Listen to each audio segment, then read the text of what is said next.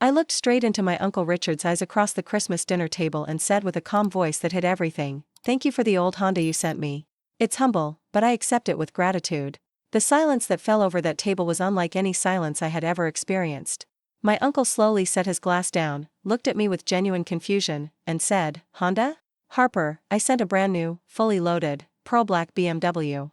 At that moment, I knew my own family had stolen my gift, registered the car in their name, pawned it to a predatory lender, and put me in a coffin on wheels, waiting for me to hit a highway divider and never come back. But before I go on, make sure you're already subscribed to the channel and let me know in the comments, where are you watching this video from?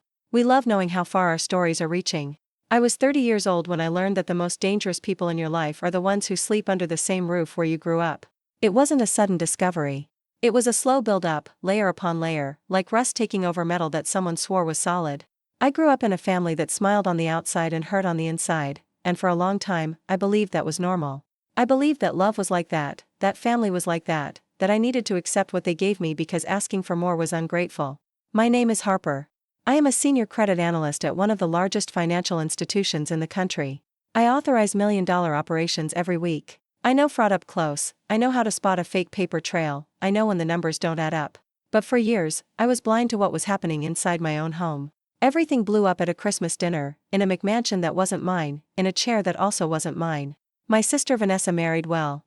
At least, that's what she liked to say. Her husband, Brooks, sold investment consulting to local entrepreneurs, wore an expensive watch, drove an imported car, and spoke with that smooth voice of someone who knows people believe in what things seem to be, not what they actually are. Their house in the suburbs was huge and white, with the kind of decor that looks more like a showroom than a home. Everything was too perfect. Everything was too cold. I arrived at that Christmas dinner driving a 2008 Honda Civic that Vanessa said she had found for me. The heater was busted, the muffler was loud, and the check engine light flashed with a mind of its own. She had called me 3 weeks earlier saying that Uncle Richard wanted to give me a special gift, but there was a delivery issue, and in the meantime, she had arranged a car for me to use temporarily. I thought it was weird at the time, but I swallowed it. It was what I always did. I just swallowed it. Uncle Richard is the oldest on my mom's side of the family. He never had kids. He built his wealth with decades of hard work in the logistics sector, has a solid company, invests well, and distributes what he earns among his nieces and nephews when he feels it's deserved. He isn't loud about it, he doesn't show off. When he gives for real, and without a camera pointed at him. I was the niece he talked to the most. The one he called when he needed to understand something about credit or the market. The one who remembered his birthday every year without needing a reminder on my phone. There was an unspoken bond between us that didn't need many words. So when Vanessa told me he wanted to give me something big this year, I believed her. And when the gift didn't arrive on time, I swallowed it again. I figured it was logistics, some paperwork issue, just life being life. I walked into that dinner with my old coat, my worn-out boots, and my excuse already prepared in case anyone asked about the car. I had gotten so used to apologizing for my own existence that I didn't even notice when I did it anymore. Vanessa's house that Christmas was decorated with a level of ostentation I had never seen before. White garlands down the entire hallway, the table set with china that belonged in a museum, crystal glasses that caught the light from the chandelier like diamonds. There were 12 people at that dinner.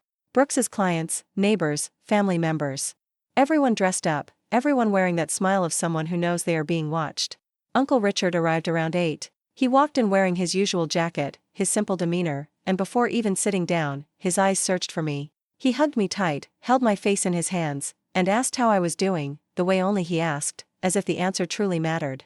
I said I was fine. He looked at me a second longer than necessary, as if he knew I was lying, but didn't want to press me right there. We sat down.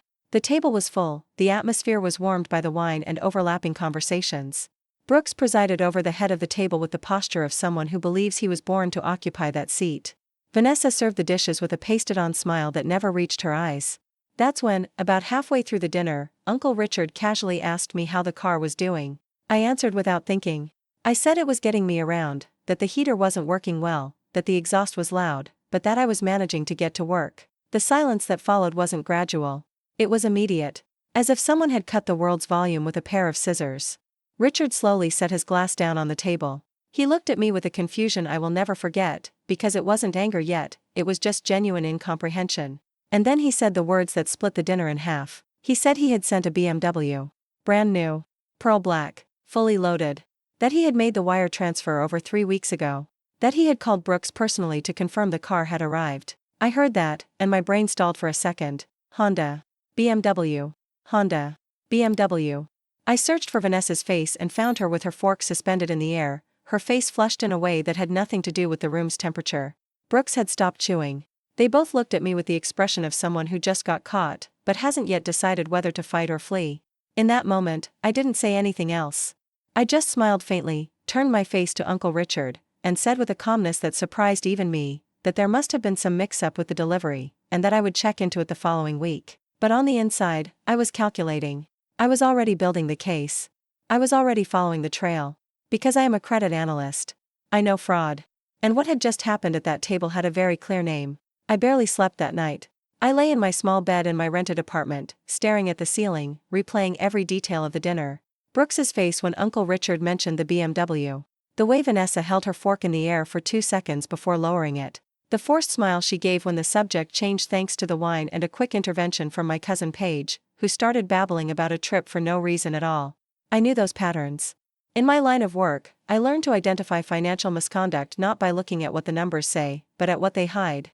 And Vanessa and Brooks's behavior at that table had all the hallmarks of people caught in the middle of an operation they thought they had under control. Early the next morning, before logging onto my work computer, I did what I knew I had to do. Access to the state DMV database is something I can get through legitimate channels in my role for collateral verification processes. It's not for personal use, technically. It's a gray area I had never crossed before. But I crossed it that morning without hesitating. I typed in Brooks's name, last name and SSN, which I had memorized years ago when I helped him and Vanessa close on a mortgage. The system loaded. 2 active vehicles registered in his name. The first was the SUV he drove. The second had been registered exactly 22 days ago. BMW 3 Series. Black. 0 miles. I had to close my eyes for a moment. The car was registered in Brooks's name. The car Uncle Richard bought for me, with his money, as a gift, was in my brother-in-law's name. And I was driving a junker with a busted heater while that car sat parked in some garage. I clicked on the vehicle's financial liens tab. There was a record of an auto loan. Not from a bank, but from a fast cash, auto title loan company. I checked their business license, and the name popped up on a list I knew all too well from my job: predatory lenders, astronomical interest rates, aggressive repo tactics. Brooks had taken the BMW that was mine, registered it in his name, and used the title as collateral to secure a cash loan. I sat staring at the screen for a long time. Then I downloaded the inquiry report, printed it, folded it, and put it in my purse. I called Uncle Richard that afternoon. I didn't tell him everything just yet. I only asked, carefully, if he knew the name of the dealership that processed the car purchase, or if there was any paperwork I could look at. He went quiet for a moment. Then he said he had wired the money directly to Brooks because Vanessa had said it would be easier that way, that they would handle all the paperwork for me. I took a deep breath. I told him I would look into it, that it was probably just red tape, and told him not to worry. But I already knew it wasn't red tape. That week, I took things slow. I didn't rush.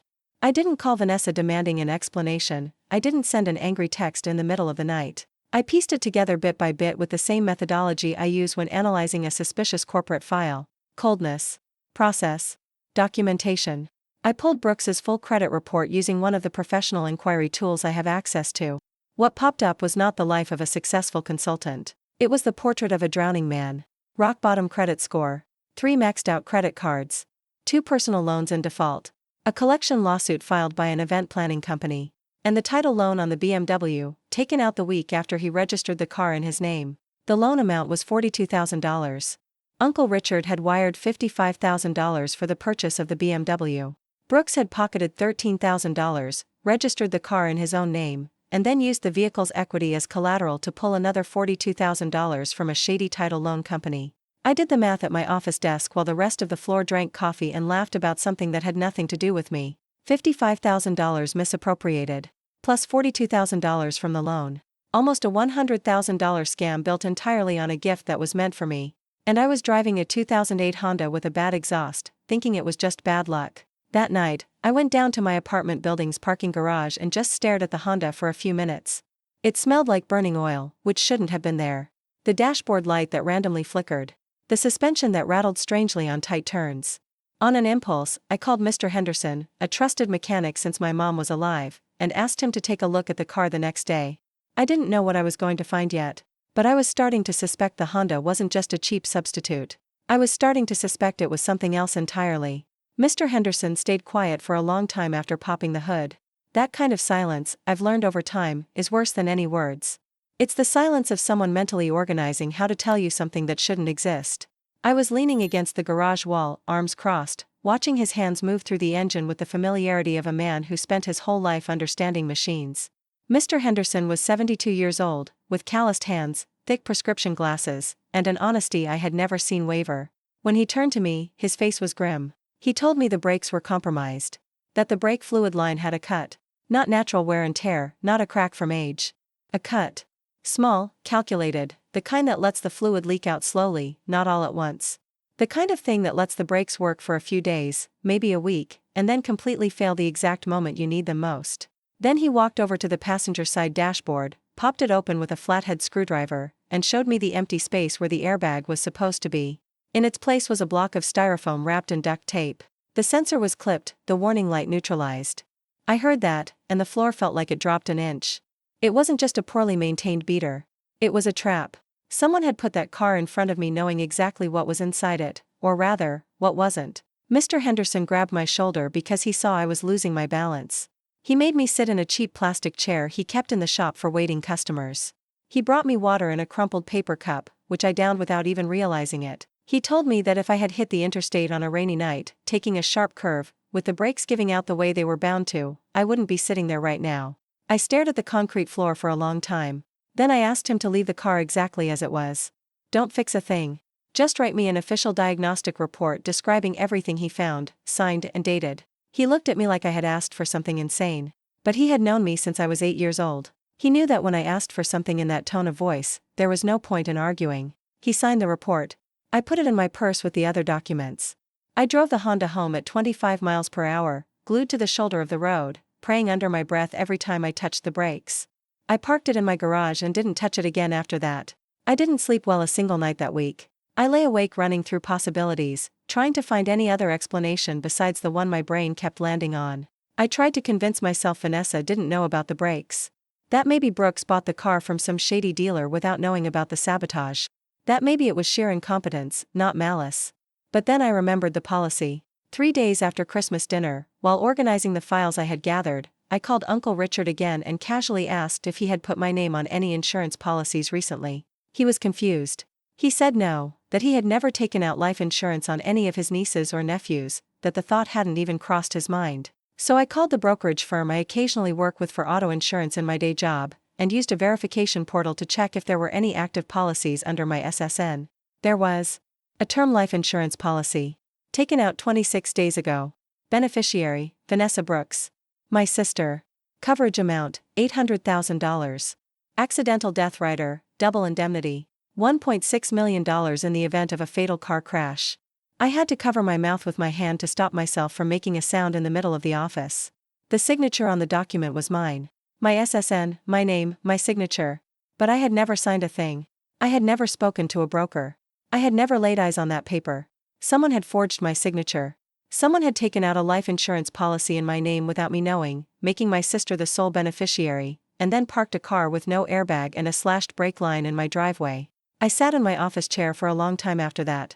The background noise of the floor continued around me, phones ringing, chatter, the hum of the AC. The normal world kept spinning normally while I realized, piece by piece, that my sister and my brother-in-law had calculated my death. It wasn't panic that I felt in that moment. It was a cold, absolute clarity. I wasn't going to let this slide.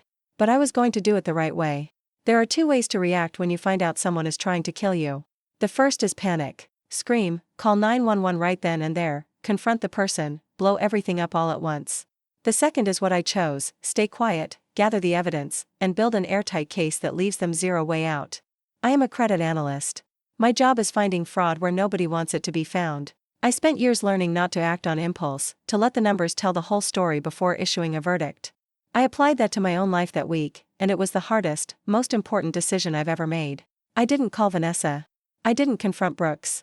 I didn't breathe a word to anyone in the family. I kept showing up to work like normal, replying to texts like normal, participating in the family group chat with those cheesy good morning gifts that everyone sends and nobody actually reads. On the inside, I was building the prosecution. I gathered everything, the BMW registration in Brooks's name, the title loan paperwork, the credit pull showing his real financial ruin, Mr. Henderson's mechanic affidavit about the brakes and airbag, and the life insurance policy with the forged signature.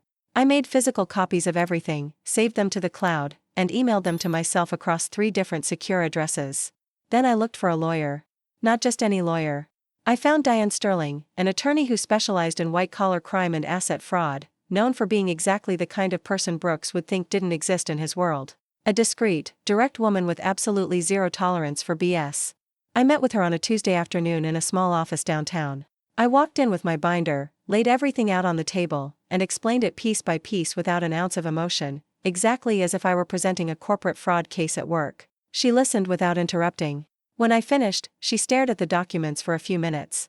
Then she looked up and told me that what I had was more than enough to open a criminal investigation for fraud, embezzlement, forgery, and attempted murder. That last part hung in the air for a second. Attempted murder. I already knew it. But hearing someone else say it, in legal terms, with real weight, hit differently. Miss Sterling told me we could walk into the precinct that very day if I wanted to. But she also asked if there was anyone in the family who needed to be protected before the fallout. Someone who might be caught in the crossfire without being to blame. I thought of Uncle Richard.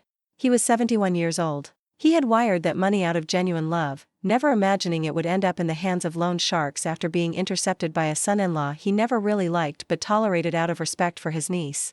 Finding out everything all at once could break his heart. I needed to talk to him first. I called him that same night and told him I had something important to say, that we needed to talk in person, that it wasn't good news but he needed to hear it before anything else happened. He didn't ask questions. He just said I could come over for coffee the next morning. I went. I laid it all out, documents in hand, sparing no detail but avoiding any theatrics. I was direct, clear, and steady. Uncle Richard sat there listening with both hands wrapped around his coffee mug, his eyes darting between the papers and my face as I spoke. When I finished, he sat in silence for what felt like an eternity. Then he only said one thing. He said he was going to back me up on whatever I needed to do. That it was the least he could do after letting his money fall into the wrong hands by not verifying things himself, and that from that moment on, Vanessa and Brooks were dead to him. I left his house with the exact backing I needed. The following week, Miss Sterling and I walked into the precinct. The precinct was smaller than I imagined. A room with plastic chairs, a ceiling fan, and a middle-aged detective with tired eyes and a quiet competence that became obvious in the first 5 minutes of conversation. Her name was Detective Rhodes, and when I started laying out the documents, she stopped writing by hand and called an officer in to bring her a laptop. It took 2 hours. Every document explained, every connection mapped out, every technical detail of the mechanic's report translated into police blotter logic. Diane Sterling was precise as always, presenting everything in the right order, devoid of excessive emotion, with the logic of someone laying bricks for a prison wall. The detective grew very quiet when we got to the life insurance policy. She read it twice. Looked at me. Asked if I was absolutely certain I hadn't signed any life insurance documents during that time frame. I said yes, absolutely certain. She jotted something down, her face hardened, and she said she was going to request a forensic document examiner to confirm the forgery. She also noted that the mechanic's report on the brake line and the missing airbag was severe physical evidence, and that she would be sending a state forensics team to corroborate it. Before I left, she asked if I thought Vanessa and Brooks had any idea I was onto them. I said no. They still thought I was completely clueless. She told me it was vital to keep it that way for a few more days while they processed the warrants. Tipping them off could cause them to destroy evidence or run. I walked out of there with an official police report filed and a criminal investigation underway. The weird thing is, I felt lighter. Not because it was over, but because the burden had shifted from my own internal panic to a system that had the actual power to destroy them. I had done my part. Now the law would do its part. In the days that followed, I kept up the act. Work, the gym, grocery shopping, the family group text. Vanessa sent a picture of a cake she baked on Sunday with the caption, "Sunday family time," and I replied with a yellow heart emoji like nothing was wrong. Brooks texted me asking if I needed any help with the Honda, saying he knew a great mechanic. I texted back that everything was fine, the car was running great. I stared at the screen for a solid minute after hitting send, thinking about how easy he thought I was to fool, thinking about how long I actually had been. But not anymore. On Thursday of that week, Diane called to tell me the handwriting forensics came back positive. The signature on the policy was a confirmed forgery. Furthermore, the state auto forensics tech corroborated Mr. Henderson's report. The cut in the brake line was intentional, fresh, and made with a sharp tool. Detective Rhodes had enough to get the arrest warrants signed by a judge. They asked me if there was any event coming up in the next few days where Vanessa and Brooks would be together in a predictable location. I thought about it for a second. There was. My cousin Paige's birthday was that Saturday. A family barbecue at her parents' house. The whole family would be there. Vanessa and Brooks were definitely going, because Brooks loved showing off at these things, loved playing the role of the successful, generous brother-in-law. I gave them the address. I told them I'd be there too. I arrived at Paige's birthday party exactly 20 minutes before everyone else, on purpose. Not out of anxiety. Out of positioning. I wanted to be settled in, calm, with a plate of food and a smile on my face when they walked in. I wanted the last image they had of me before their world caved in to be the exact same image they always had. Quiet Harper, meek Harper, the Harper who accepts the scraps and never makes a fuss.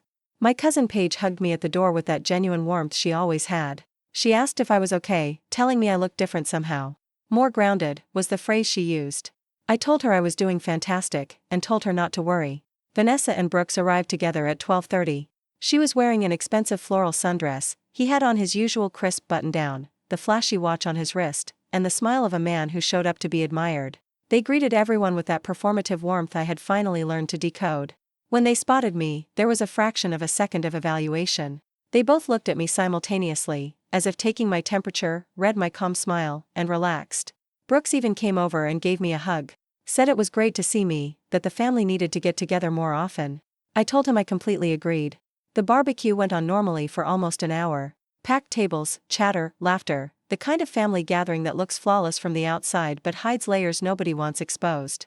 I ate slowly, made small talk with the people next to me, did everything a normal person does on a Sunday with family. Brooks was holding court, bragging about a new deal he was closing, a vacation he and Vanessa were planning for March, an international consultant who had reached out to him for a partnership. People listen with that polite endurance of those who don't fully buy it but don't want to be rude.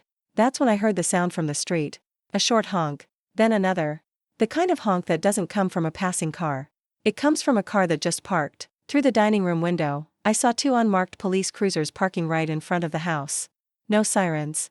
No rush. Just the calculated calm of detectives arriving to execute a warrant, not put on a show. The rest of the table hadn't noticed yet. Brooks kept talking. Then the doorbell rang. Paige's dad went to answer it. He stood there for 2 seconds, then walked back into the dining room with an expression I had never seen on him, a mix of total confusion and deep discomfort, and he said Brooks's name. Brooks turned around. 2 police officers were standing in the doorway. Right behind them was Detective Rhodes, holding a manila folder. What happened over the next 2 minutes is something I replay in my head sometimes, not with joy, but with a heavy, settling relief. Brooks turned ghostly white. He tried to smile, that slick negotiator smile he used for everything. Detective Rhodes did not smile back. She read the charges loud and clear: fraud, embezzlement, forgery of a private document, and attempted murder by means of deception. Vanessa let her dessert fork slip from her hand. It hit the porcelain plate with a sharp clink that silenced the entire house. Brooks was handcuffed right there in the dining room, in front of the whole family, with the expensive watch still on his wrist and his crisp shirt perfectly tucked in. He stammered, trying to say something, but the words wouldn't form. He turned to Vanessa and told her she needed to call his lawyer immediately. She just sat there, frozen, staring at the table. One of the officers stepped up to her next and told her she would also need to come down to the precinct for questioning. She stood up slowly. She looked at me. It was the kind of look I can't accurately describe. It wasn't anger, it was something much deeper. Maybe it was the sudden realization that I was so much more than she had calculated. I didn't say a word. They walked them both out. The house fell into absolute, deafening silence for a long time. Paige walked over to me and just stood by my side, not knowing what to say. I placed my hand over hers and quietly suggested she call the rest of the extended family before they found out some other way. She nodded. I finished my orange juice, set the glass carefully on the table, grabbed my purse, and walked out. There's a strange kind of peace that settles in after everything is over. It's not happiness. It's not that victorious euphoria you imagine you'll feel when a massive injustice is finally righted. It's more like when a violent storm passes, and the city is left wet and quiet, and you look out the window just glad the ground is still there. Vanessa spent 3 days in lockup before making bail. Brooks stayed much longer, because the attempted murder charge carried a different weight. The legal process dragged on. The BMW was repossessed by the title loan company and auctioned off to cover the debt. Uncle Richard didn't get all his money back, but a chunk of it was recovered through civil litigation. I watched it all unfold with the same cold detachment as always. I sat in the preliminary hearings. I heard my name read into the record as the victim in a criminal case, and I didn't flinch. I had prepared for this. I had prepared for a lot of things. What I hadn't prepared for was dealing with the silence that came afterward. Vanessa called me once, weeks after the preliminary hearing. It was late at night, from a burner number, but I recognized her voice the second she opened her mouth. She was crying. She said things had spiraled out of control, that she had no idea Brooks was going to take it that far, that her plan was just to keep the car for a little while to fix their finances and then give it to me later with some made-up excuse. I listened to all of it in silence. When she finally stopped, I said only one thing, that she had signed the insurance policy documents right alongside him. That the handwriting expert had identified her signature too, right next to my forged one. That there was no way to separate what she knew from what she did. She went quiet. I hung up. I wasn't being cruel. But I wasn't going to be a fool, either.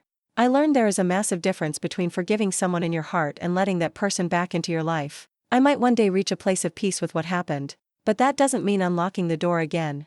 Uncle Richard called me the day after the hearing. He was emotional in a way he rarely lets show. He said he was ashamed of having paved the way for all of this by wiring the money without checking on things himself. He said he wanted to make it up to me somehow. I told him he didn't have to make up for anything. That he was a victim in this, too. But he insisted. 2 weeks later, he asked me to come for a ride. He didn't say where. He just texted me the address of a dealership downtown and told me to meet him there at 10 a.m. on a Saturday. I went without knowing what to expect. He was waiting when I pulled up, sitting in a lobby chair holding a coffee, wearing his same old jacket. When he saw me walk in, he stood up, walked over, and hugged me for a very long time. Then he led me out to the dealership's back lot. There was a vehicle waiting for me. It wasn't a BMW. It was a black, lifted pickup truck. The kind of truck that makes a statement before you even turn the key. Rugged, imposing, the kind of machine that drives through anything in its path without asking for permission. He told me he didn't want to give me something that was easy to take away. He wanted to give me something that was impossible to ignore. I couldn't speak for a moment. He said I could cry if I wanted to, and that he would pretend he wasn't looking. I laughed. And I cried a little bit, too. I drove out of there in my own vehicle for the first time. A truck with a 5-star safety rating, airbags everywhere they were supposed to be, brakes that responded to the millimeter, and an engine that purred with deep, unwavering confidence. I hit the highway back home, the window cracked open just a little, the crisp November wind blowing in. I thought about everything that had happened over the last few months. The booby-trapped Honda. The Christmas dinner. Brooks's face when the handcuffs clicked shut. I also thought about the versions of myself that existed before all this. The Harper who swallowed her pride, who apologized for breathing, who walked through the back door because the front door was reserved for people who supposedly mattered more. That woman had vanished at some point during this process. I don't know exactly when. Maybe the moment I asked Mr. Henderson for the written report and slipped it into my purse. Maybe when I sat across from Diane Sterling without shedding a single tear. Maybe when I finished my orange juice at Paige's birthday party and walked out without looking back. It didn't matter when. It only mattered that she was gone. What was left in her place was different, firmer, unapologetic, and whole. Family isn't whoever shares your last name. It's whoever looks at you and wants you to still be alive tomorrow. I learned that the hardest way possible. And if there's one thing I carry with me from this whole ordeal, it isn't resentment, it's clarity. Clarity about who stays. Clarity about who goes. Clarity about what I accept and what I refuse. Nobody will ever put me in a car with no brakes again thinking I won't notice. Now, if you like this story, hit subscribe, and let me know in the comments, which part made your jaw drop the most. Oh, and don't forget to become a channel member for access to exclusive videos I don't post anywhere else. See you there.